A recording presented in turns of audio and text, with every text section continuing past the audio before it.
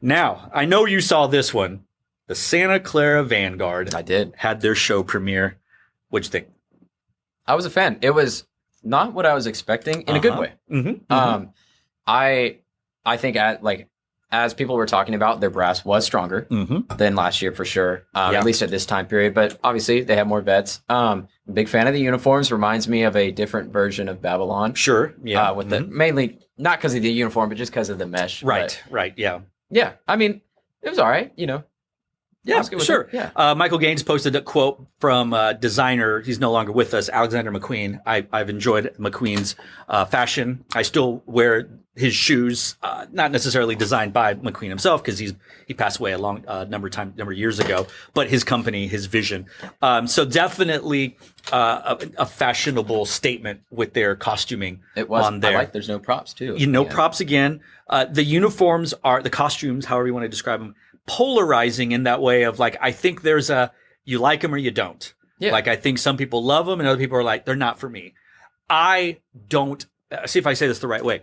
I don't necessarily like them in a way that that's something I would have designed myself or that I would wear.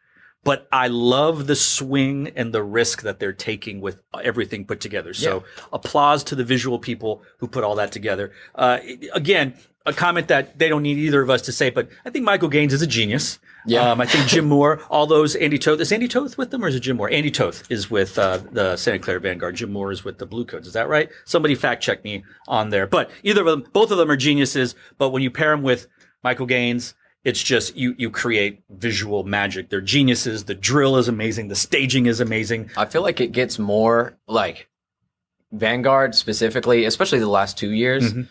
Because of the lack of props, they have put even more effort into everything else. Yep. So the uniforms, the front ensemble, they just the amount, there was stuff that could have easily been a synth, just was not. Yeah. And I have a lot of respect for, there was a kid playing the theremin or whatever it's called. Theremin, there you go. Yeah. Thermos, yes. Thermos, no. Yeah.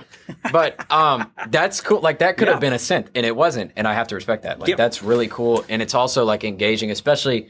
it's probably hard to see when you're in person, but most people are watching multicams and stuff. When you see it on the multicam and zooms in on it, and you're like, oh, shit. That's cool.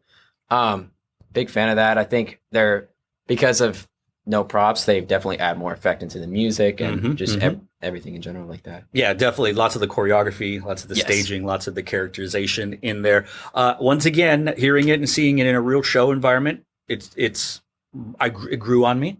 I like it more than I did earlier.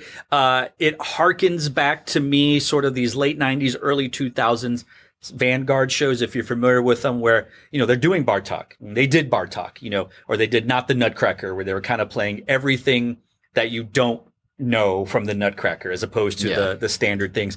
It is a beefy, insane book. There's just so much content, so much being asked of the brass players and the percussion players. If you were thinking that the Vanguard were not going to compete for the Sanford again, you are sadly mistaken because oh my gosh, they're good. They're going to be you have to assume they're the front runners again. Not that they can't not win or that they will win, but they're going to be. You want to beat the number one. You got to beat the guy to be the guy, and right now they're the guy. So really, really. Much more a fan now, the Vanguard than I were with those leaks, and you will see that in my adjusted predictions.